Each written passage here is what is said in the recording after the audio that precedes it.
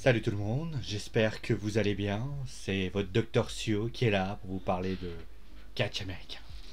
Et oui, catch américain, la lutte professionnelle, tout ça. Alors vous allez dire une chose, là vous allez vous dire, il se fout de ma gueule.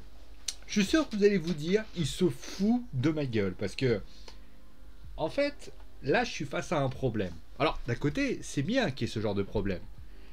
Mais au final, j'ai regardé le show. J'ai regardé le show d'ailleurs en espagnol parce que son délit, à un moment donné au travail, il trouvait pas le moyen d'avoir finalement ce qu'il fallait. Enfin, c'est très drôle d'ailleurs, j'ai passé des deux parties à un moment donné, j'avais une partie et l'autre partie, j'ai fait de l'espagnol. Faut dire la vérité, là j'ai. Au niveau espagnol, je suis bien là.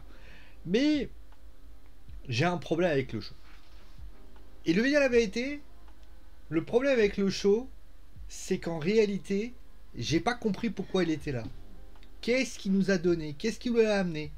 J'ai eu l'impression, eh bien, que tout était bien, mais que c'était pas ce qu'il fallait. Et je vais essayer de vous expliquer pourquoi. Alors, on va commencer tout de suite. D'ailleurs, on va parler bien évidemment de la Arcade Bro qui est venue notamment avec le segment de début. On reviendra également sur le main event. On parlera également du triple threat match pour le titre des États-Unis, le titre par équipe aussi qui était défendu pour information.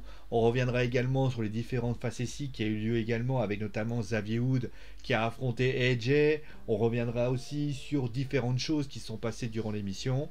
Notamment l'arrivée de Karrion Cross, etc., etc. Mais bon, pour l'instant, on va commencer tout de suite avec le segment. Le segment qui était très bon, très sympathique, au demeurant, très bien amené. Damien a bien géré son truc, Drew McIntyre a bien géré son truc, Sheamus a bien géré son truc, Bobby Lashley et MVP a bien géré leur truc. Et au final, eh ben, les Arcade Bro, avec notamment Randy Orton, ont bien géré leur truc. Le segment est plutôt bon. Franchement, quand tu regardes ce segment, Damien d'ailleurs, moi je me suis dit, est-ce qu'il va pouvoir faire littéralement quelque chose de bien avec ce titre des États-Unis? Il l'amène plutôt bien, il le met bien en scène, il le propose avec qualité, avec générosité, avec ce qu'il a amené. Et sincèrement, j'ai pas grand chose à dire sur ce segment. Oui, alors on peut toujours dire que Riddle était un petit peu hors sujet, mais Riddle et le hors sujet, c'est un petit peu vaste communicant. On peut dire que Sheamus, pourquoi il est encore là? Est-ce que c'était vraiment utile? Euh, Oui, mais sur le principe, pourquoi Bobby Lashley était là aussi? Je veux dire, Bobby Lashley, pour moi, il avait rien à faire là. Clairement, Bobby Lashley doit continuer ses règnes, et j'irai même plus loin. Bobby Lashley doit aller du côté eh bien, du titre de la WWE, se trouver à nouveau challenger, et commencer à avancer. C'était de ça les défauts, mais en tout cas, en tant que tel, le segment qui a été proposé est plutôt de bonne facture. Et d'ailleurs, pour information, le match qui a été proposé aussi, qui a vu la victoire de Damien sur un tombé notamment, et oui, un tombé sur Drew McIntyre, c'est bien aussi. Le match était excellent. Honnêtement, moi j'ai pris beaucoup de plaisir à suivre ce match. D'ailleurs, c'est peut-être la première fois depuis très longtemps que j'ai pas vu un match aussi bon que du côté de ça. J'ai déjà vu des grands matchs, j'ai déjà vu des matchs impressionnants, mais clairement, moi j'ai été extrêmement. J'ai adoré. J'ai adoré ce match. Je l'ai trouvé très bon, je l'ai trouvé bien amené, je l'ai trouvé bien mis en scène, je l'ai trouvé super bien fait. Franchement, c'était une super prestation qui a été amenée. Donc, on peut qu'être ravi de ce qui a été fait. Et honnêtement, moi, j'ai adoré ça. J'ai adoré ce qui s'est passé, j'ai adoré tout ce qui a été amené, et forcément, on peut que dire ça. Moi, je ne peux pas dire du mal de ce match, qui a vu notamment aussi la mise en avant aussi d'un mec comme Drew McIntyre qui a fait des prises aériennes. On peut parler également de ce qu'a fait, comment il s'appelle, Diamond Priest, qui a fait également des belles choses. L'union avec notamment le lutteur en question qui s'appelle Karen Cross, avec Sheamus. Sheamus a bien géré également, il a fait ce qu'il avait à faire.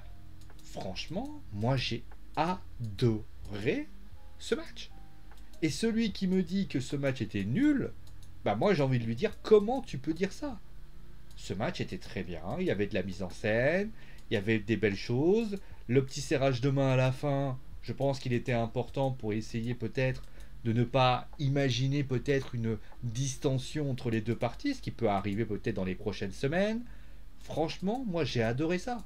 J'ai adoré ça, j'ai trouvé que ça c'était très bon, bien amené, bien mis en scène. On va pas se leurrer. J'ai adoré ce qui a été fait. Et honnêtement, celui qui me sort, non, c'est pas vrai, moi je suis désolé, je lui dis pourquoi tu n'as pas aimé. Pourquoi tu n'as pas aimé le show? Pourquoi tu n'as pas été, on va dire, dans une bonne facture? Étais-tu énervé? Donc clairement, moi j'ai adoré. J'ai aussi adoré d'ailleurs. Ah, oula, qu'est-ce que j'ai fait? Bon, j'ai adoré d'ailleurs. Alors, ça, on va en discuter tout de suite. Je voulais parler un petit peu du main event, mais je crois que j'ai fait une erreur de diapo. Bon, c'est pas grave. Donc, Nia Jax, Charlotte, ça aussi, les matchs étaient plutôt bons. Rhea contre Shayna, c'est un duel un petit peu plus brutal, donc c'était plutôt bien amené. Alors j'ai mis que ce match-là, mais on pourrait mettre les deux. Et l'autre côté, on avait Nia qui a fait face à Charlotte. Alors je crois qu'il y a eu quelques petites choses par rapport à ce match. D'après ce que j'ai compris, Nia a encore fait de les siennes. Nia a fait quelque chose, Charlotte s'en est pris, et ainsi de suite, et ainsi de suite. La victoire de Nia est quand même bien amenée, dans le sens où Nia, elle peut enfin avoir une victoire probante contre Charlotte. La seule chose que j'ai envie de dire, c'est Nia, elle est quoi en fait? Elle est face, elle est heal, elle est quelque chose, parce que Charlotte, en fait, à un moment donné, elle s'en prend à Rhea, je crois. Donc, à ce moment-là, on dit qu'elle est heal. Mais à ce moment-là, elle s'en prend à Charlotte. Il y a un problème. Il y a un problème d'incohérence par rapport à ça. Et ça va être finalement le problème de ce show. Vous prenez le match entre Rhea donc Shayna, c'est pareil.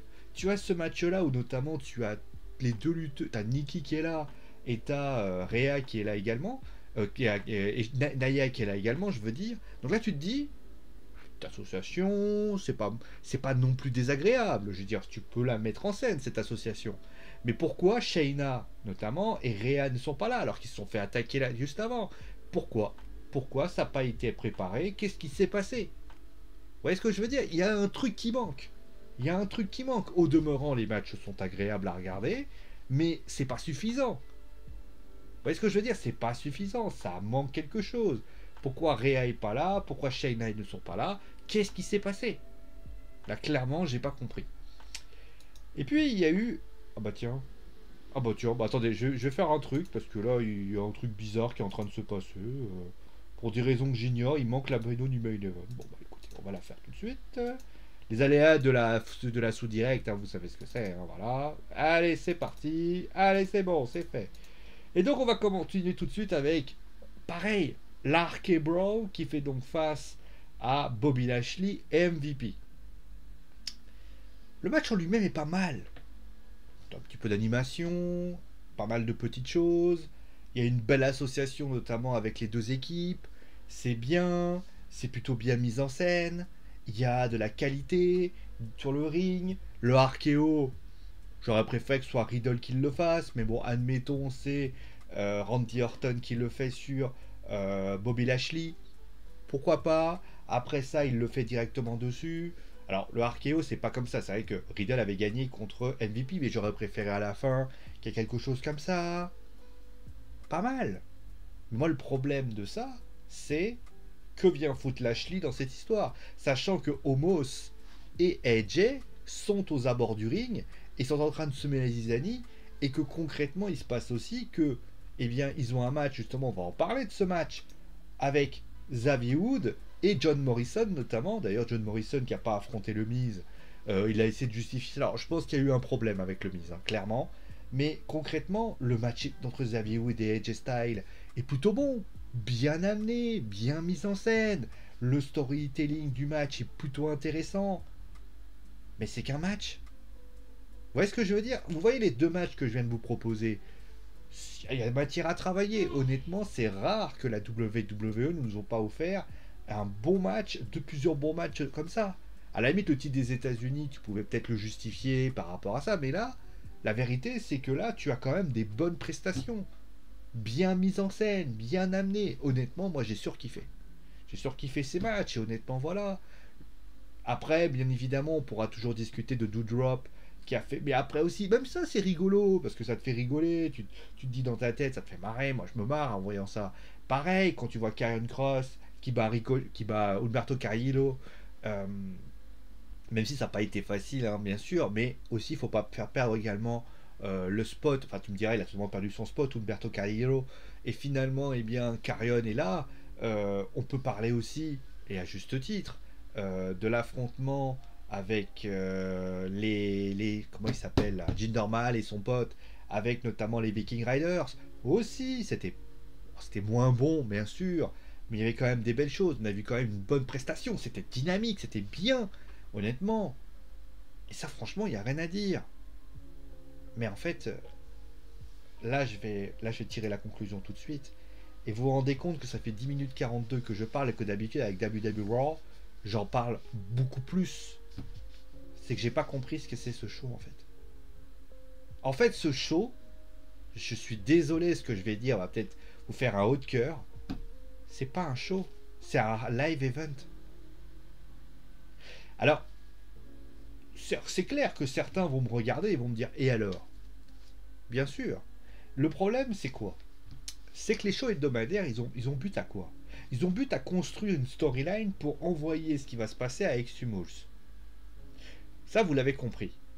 À Extreme Rules, il va y avoir des matchs, un peu comme Roman Reigns qui va sans doute faire face à je ne sais qui. On parle de Seth Rollins, on parle notamment de Edge, on parle notamment du fait que Charlotte Flair va affronter peut-être une autre lutteuse. On parlait d'Alexa. Ah, des hommes concrets.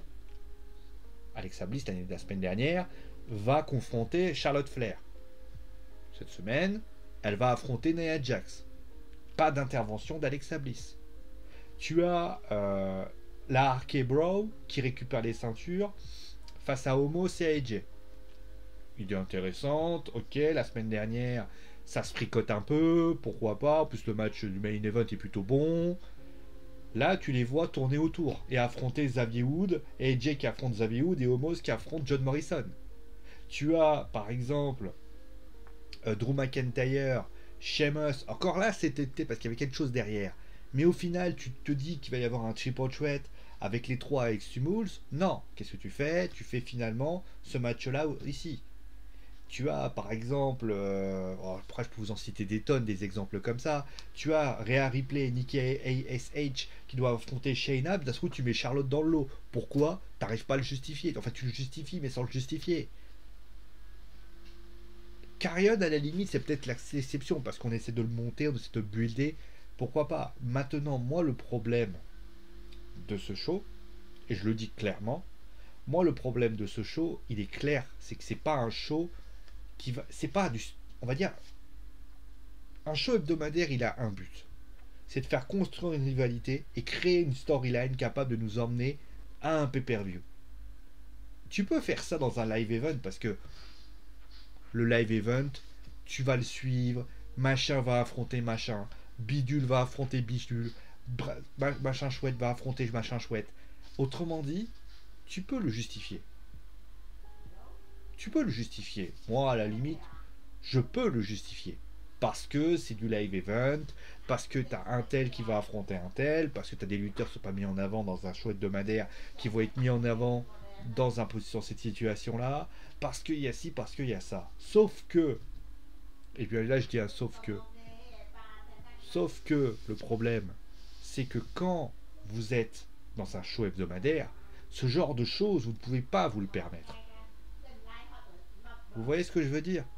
Quand vous êtes à NXT, par exemple, parce qu'il y avait du NXT dans ce qui a été proposé là. Il y avait du qualité de match. Il y avait de la qualité de match. Il y avait de la qualité de produit. Il y avait de la qualité dans ce qui a été proposé.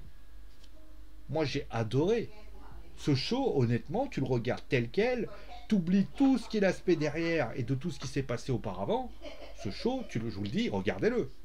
Parce que vous allez passer un bon moment. Mais si vous regardez par rapport à une storyline, et si vous regardez sur le fait que vous devez construire pour Extreme Rules, la question que je vous pose maintenant, qu'est-ce que ça a construit à Extreme Rules? Qu'est-ce que Extreme Rules a pu obtenir? Et là, la question que je vais vous répondre, elle va être dure, mais rien du tout. On aurait dit, alors, On aurait dit que c'était un show européen que tu voulais faire plaisir aux fans. Un live event, ce n'est pas un show hebdomadaire. Et je sais que ce que vous dites, ce petit con il fait chier. Nous disons ce vieux con il fait chier. Mais je suis désolé. Je vais encore être mon râleur. Surtout que, encore une fois, je le répète, le show est bon.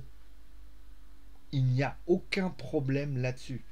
Mais vous ne pouvez pas me pondre un show pareil, sachant que c'est un live event.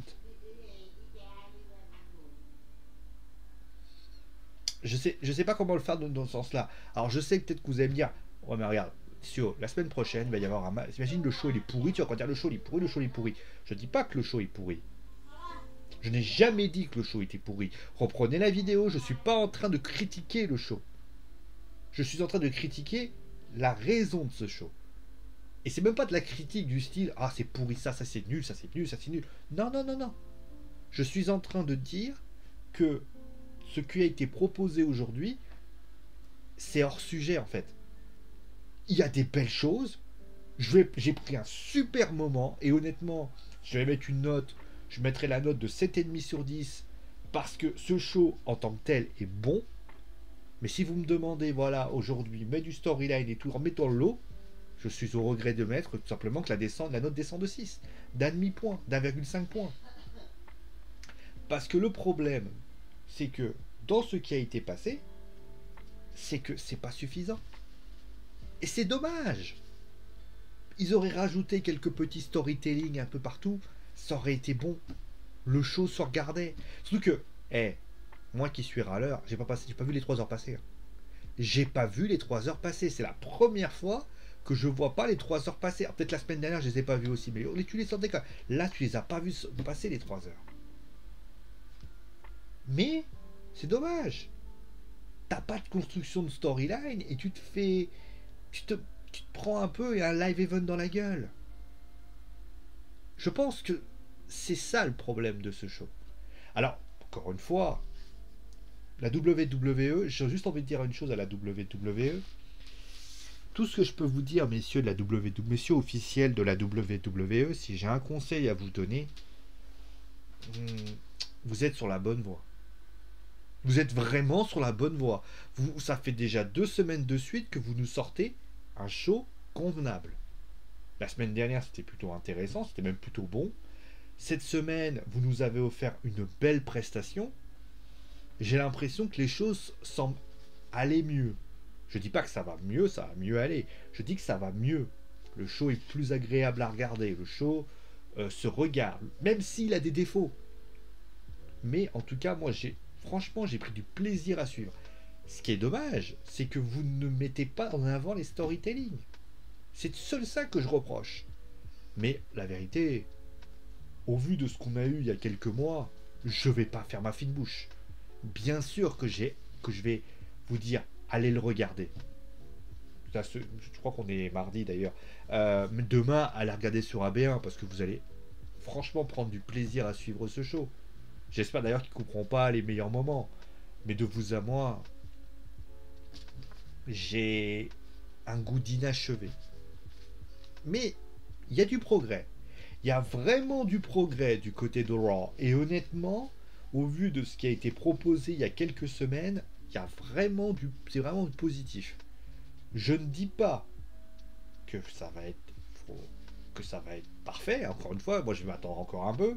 Parce que je rappelle quand même que WWE, ils ont le chic pour faire n'importe quoi. Ou pour dire la semaine prochaine, ça va être un show pourri. Je me méfie quand même. Mais de vous à moi, j'ai trouvé que le show manquait de storytelling en fait. Et c'est dommage. Après bon, ne faisons pas la fine bouche. Bon voilà, en tout cas je vous invite bien sûr à me dire ce que vous avez pensé du show, de ce que vous avez amené. C'est dommage, mais c'est prometteur à la fois. Et c'est tout ce que j'ai à dire. Allez, prenez soin de vous, amusez-vous bien, et ciao les amis.